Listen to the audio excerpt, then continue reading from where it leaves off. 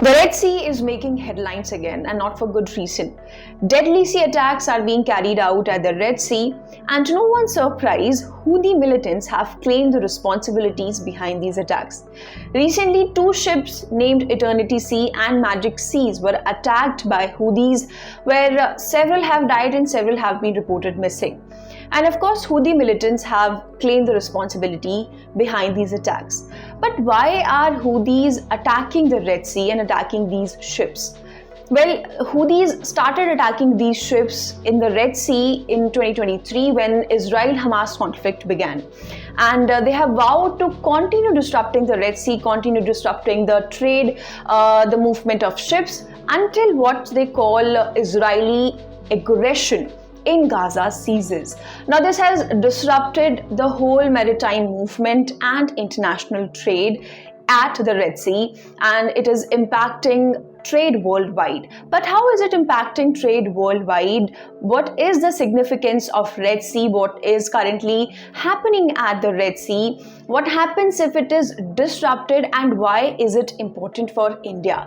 We will discuss all this in today's class. So welcome to another video with me, Gurpreet Rana. So first of all, let's talk about the deadly sea attacks at Red Sea. अभी हाल ही में दो ships which are named Eternity Sea and Magic Seas, ये दोनों ही जहाज जो हैं, इन दोनों पे हमला हुआ है बाय हुदी मिलिटेंट्स एंड दोनों ही जहाज डूब गए हैं. अपार्ट फ्रॉम दिस, दोनों जहाज़ों में जो लोग थे, several have been reported dead and several have been reported missing. कुछ लोगों को बचा लिया गया है, रेस्क्यू कर लिया गया है, और इनकी रिस्पॉन्सिबिलिटी ली है हुदी ग्रुप ने. सो हुदी का कहना है कि जब तक इजरायली एग्रेशन नहीं रुकेगा गाजा में, तब तक हुदी मिलिटेंट्स रेड सी के इस एरिया में कब्जा करते रहेंगे और अटैक्स कंटिन्यू रहेंगे इन रेड सी. लेकिन रेड सी की अगर बात करें तो रेड सी पर अगर हमला हो रहा है तो ये वर्ल्ड ट्रेड के पर्सपेक्टिव से कैसे जो है ना, कैसे डिस्टर्ब कर सकता है मार्केट को. रेड सी की सबसे पहले अगर बात की जाए तो red see basically Indian ocean का ही एक इनलेट है और अफ्रीका और एशिया के बीच में पड़ता है. इसके अलावा ये इंडियन ओशन और मेडिटेरेनियन सी को भी आपस में कनेक्ट करता है. If you take a look at the map, here is Mediterranean Sea और यहाँ पर आपका इसके आगे पड़ता है इंडियन ओशन. तो यहाँ से क्या है, मेडिटेरेनियन सी और इंडियन ओशन को आपस में कनेक्ट करता है, एशिया और अफ्रीका के बीच पड़ता है. और इसके साथ साथ यूरोप और एशिया का भी एक फास्टेस्ट रूट मिल जाता है अगर शिप्स रेड सी से होकर जाते हैं. यहाँ पर है रेड सी, ये जो आपको वाटरवे बीच में नजर आ रहा है, this is whole Red Sea. तो यहीं से होकर ये शिपिंग रूट है, यहाँ पर जो है हमले हो रहे हैं, अटैक्स हो रहे हैं बाय हुदी मिलिटेंट्स. कंट्रीज की बात करें तो रेड सी के आसपास कुछ कंट्रीज आती हैं जो बॉर्डर करती हैं रेड सी को, which is Egypt, Saudi Arabia, Yemen, Sudan, Eritrea and Djibouti. तो ये कुछ कंट्रीज हैं जो बॉर्डर करती हैं. इसके अलावा रेड सी की बात करें तो रेड सी में यहाँ पर दो इंपॉर्टेंट चोक पॉइंट्स आते हैं. अगर हम नदर्न साइड की बात करते हैं, नदर्न रेड सी की बात करते हैं, तो यहाँ पर आ जाता है Suez Canal. This is where Suez Canal is, और सुएज कैनाल भी वर्ल्ड ट्रेड के पर्सपेक्टिव से बहुत इंपॉर्टेंट है. But now right now because we are discussing about Red Sea, तो will keep our focus here. Apart from that, यहाँ पर आ जाता है एक और बहुत इंपॉर्टेंट स्ट्रेट आ जाता है. दिस स्ट्रेट इज नेम्ड बाब अल मंदेब. बाब अल मंदेब के नाम से ये स्ट्रेट है, which also becomes very important. ये पड़ता है आपका सदर्न साइड. सो ये दो इंपॉर्टेंट चोक पॉइंट्स हैं जो रेड सी के नदर्न और सदर्न साइड पे पड़ते हैं, और बीच में है रेड सी जहाँ पर ये सारे हमले जो अटैक्स हैं जो हुदीज के थ्रू करवाए जा रहे हैं. अब यहाँ से होकर बहुत सारा ट्रेड जाता है. अब बात करते हैं इसके इंपॉर्टेंस पे कि why is it actually important. Now अगर हम इसके इंपॉर्टेंस की बात करें तो ग्लोबली देखा जाए, ग्लोबल शिपिंग में बहुत इंपॉर्टेंट रोल है रेड सी का. बहुत एसेंशियल मैरीटाइम कॉरिडोर है दुनिया में अगर देखा जाए. साथ साथ में एशिया, मिडिल ईस्ट, यूरोप जैसे कंट्रीज के लिए जो है, middle east countries, Asian countries, European countries के लिए प्राइमरी ट्रेड रूट है रेड सी.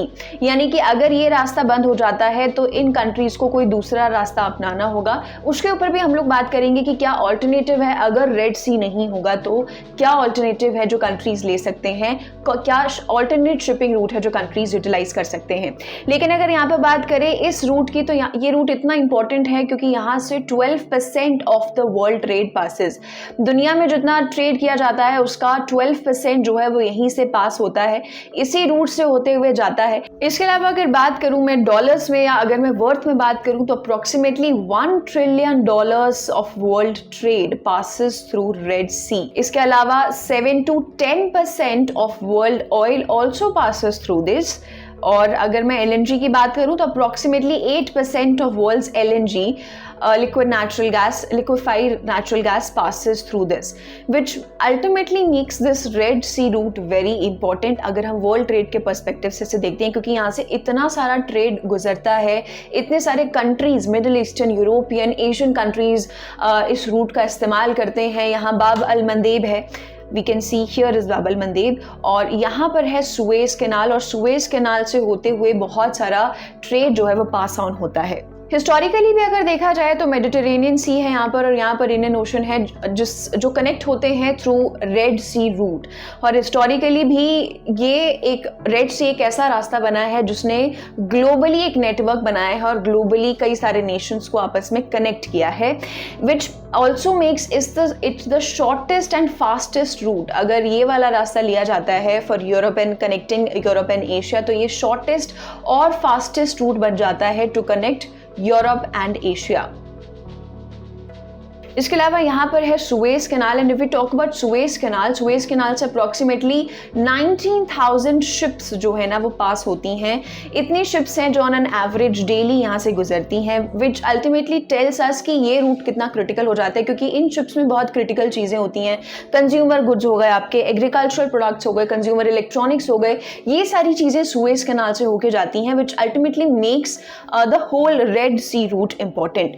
इसके अलावा बात करें तो ये जो दो चोक पॉइंट्स हैं, बाब अल मंदेब और सुएज कैनाल, अगर इनको ब्लॉक कर दिया जाता है और रेड सी पर इस तरीके से हमले होते रहते हैं, this can ultimately cause catastrophe in the world trade, which ultimately signifies कि जो रेड सी रूट है वो अपने आप में कितना इंपॉर्टेंट है, because it's shorter, it's fastest, तो ये टाइम भी बचाता है, it engages more efficiency, cost भी बचाता है बहुत सारी कंट्रीज की, तो ये बहुत अपने आप में बहुत इंपॉर्टेंट हो जाता है।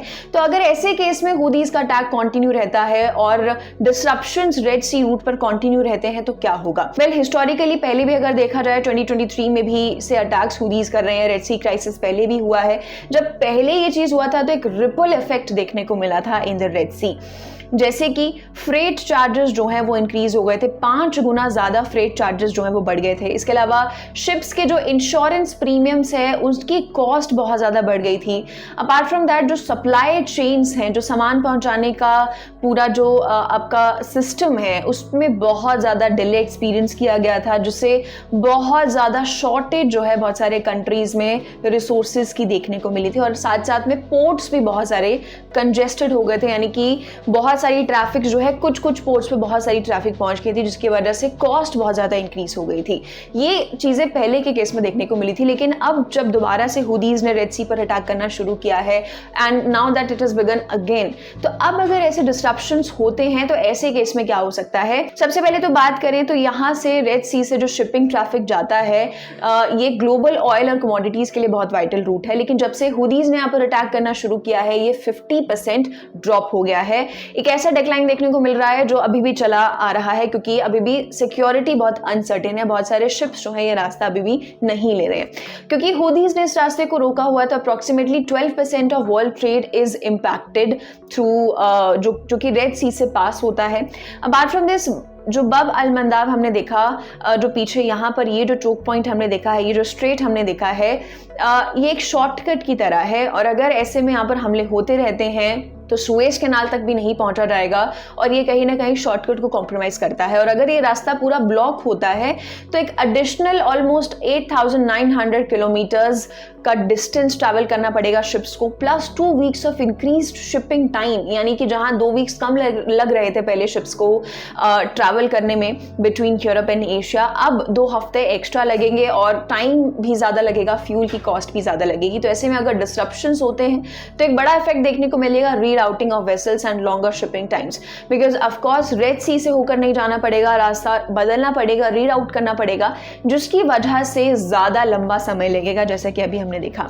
इसके अलावा बात करें तो इंश्योरेंस और फ्रेट कॉस्ट बढ़ जाएगी। जो पहले ट्रेंड देखा गया था सेम वही ट्रेंड अभी भी देखने को मिल सकता है। पहले भी फ्रेट कॉस्ट बहुत ज्यादा इंक्रीज हो गई थी, इंश्योरेंस की कॉस्ट बहुत ज्यादा बढ़ गई थी। तो ऐसे में अगर वेसल ट्रैफिक कम होता है सुएज कैनाल और बाब अल मंदेब स्ट्रेट से, तो इससे क्या है, ऑल्टरनेट जो दूसरे रास्ते हैं वहां पर बर्डन बहुत ज्यादा पड़ जाएगा और इससे ग्लोबल फ्रेट रेट्स जो है वो बढ़ सकते हैं। इसके अलावा ग्लोबल सप्लाई चेन में डिस्ट्रप्शंस देखने को मिलेंगे। जो वेसल्स का रीराउटिंग है उससे सिर्फ कॉस्ट ही नहीं लेकिन सप्लाई चेन पर भी काफी असर पड़ेगा, क्योंकि एडिशनल ट्रांजिट टाइम रहेगा। ऐसे में बहुत सारे ऐसे प्रोडक्ट्स होते हैं, बहुत सारे ऐसे गुड्स होते हैं जिनको कम टाइम में पहुंचाना होता है, जो टाइम सेंसिटिव गुड्स होते हैं। ऐसे में लंबा रास्ता लेके और उसमें लंबा समय लगेगा, इससे क्या है, गुड्स की शेल्फ लाइफ जो है उस पर रिस्क आ सकता है और अल्टीमेटली शॉर्टेज भी देखने को मिल सकता है जब ग्लोबल सप्लाई चेन हैम्पर होता है। तो ऐसे में अगर डिस्ट्रप्शन होता है रेड सी के रास्ते पे, तो इस तरीके की चीजें फेस करनी पड़ सकती हैं कंट्रीज को, इस तरीके का रिपल इफेक्ट कंट्रीज को फेस करना पड़ सकता है। अब बात करते हैं कि why is this trade route important for India. India के लिए ट्रेड रूट इसलिए इंपॉर्टेंट है क्योंकि इंडिया रेड सी रूट पर हेवीली रिलायंट है। सुएज कैनाल से होते हुए इंडिया ट्रेड करता है यूरोप से, नॉर्थ अमेरिका से, नॉर्थ अफ्रीका और मिडिल ईस्ट कंट्रीज से। इन कंट्रीज के साथ इंडिया ट्रेड करता है। अगर ट्रेड डायनेमिक्स की बात करें तो 2010 में 33.4% इंडिया का ओवरऑल ट्रेड था यूरोप, अमेरिका और नॉर्थ अफ्रीका से, जो कि 37.5% तक अब बढ़ चुका है। और इंडिया का बहुत सारा ट्रेड जो है वो सी बॉर्न है और रेड सी और सुएज कैनाल से होकर ही जाता है। सो ऐसे में रेड सी इंडिया के लिए स्ट्रेटेजिकली बहुत इंपॉर्टेंट हो जाता है when it comes to trade. अगर बात करें लेटेस्ट डेटा की, तो एज पर 2024 जो से पिछला फाइनेंशियल ईयर था उसमें इंडिया का 50% एक्सपोर्ट जो है वो यहाँ रेड सी से होकर गया है और 30% इंपोर्ट जो है वो रेड सी के रास्ते से होते हुए आया है। तो अगर रेड सी पर इसी तरीके से हमले होते रहते हैं तो इंडिया को भी अल्टीमेटली हाई कॉस्ट्स बियर करनी होंगी, इंडिया को भी अल्टीमेटली शॉर्टेजेस फेस करनी पड़ सकती हैं। जो डिस्ट्रप्शन बाकी कंट्रीज को फेस करना पड़ेगा अगर रेड सी का रास्ता बंद होता है, तो वही सेम डिस्ट्रप्शन इंडिया को भी फेस करना पड़ सकता है, because this route is important for India too in terms of trade. लेकिन अगर ये रास्ता नहीं, अगर रेड सी बंद हो जाता है तो इसका ऑल्टरनेटिव क्या है? इसका एक ऑल्टरनेटिव है Cape of Good Hope. Cape of Good Hope जो है ना, अगर इसकी बात की जाए तो ऐसे शिप्स जो रेड सी को अवॉइड कर रहे हैं वो केप ऑफ गुड होप वाला रास्ता यूज कर रहे हैं। लेकिन केप ऑफ गुड होप की अगर बात की जाए तो ये रास्ता यूरोप और एशिया को कनेक्ट तो करता है लेकिन it is longer. This route is longer and it of course raises costs to travel। इससे फ्रेट चार्जेस ज़्यादा हो जाते हैं, इंश्योरेंस प्रीमियम ज़्यादा बढ़ जाता है, क्योंकि जब तक सुएज कैनाल ओपन नहीं हुआ था जो यहाँ पर है, तब तक केप ऑफ गुड होप से ही इसी रास्ते से होते हुए ट्रेड किया जाता था। लेकिन यहाँ से पहले बहुत ज़्यादा टाइम लगता था, बहुत ज़्यादा कॉस्ट लगती थी। But now because Red Sea has open, तो बहुत सारे कंट्रीज जो है रेड सी का रास्ता ऑफ कोर्स यूटिलाइज करते हैं। But because now attacks are happening at the Red Sea, Cape of Good Hope is another alternative, but because it takes more time and it is longer, it also affects other countries. So overall अगर देखा जाए तो red सी world trade के लिए एक important root बन जाता है। यूरोप और एशिया को कनेक्ट करने का एक फास्टेस्ट और शॉर्टेस्ट रूट है अगर केप ऑफ गुड होप से इसे कंपेयर किया जाए तो। ऐसे में अगर हुदी मिलिटेंट्स यहाँ पर अटैक्स करते रहते हैं, तो continue to attack at the Red Sea, it is going to cause major disruptions in the world trade. What do you think of this whole matter? Do share your thoughts with us in the comment section below. If you like this video, then like, share and subscribe to ET Now.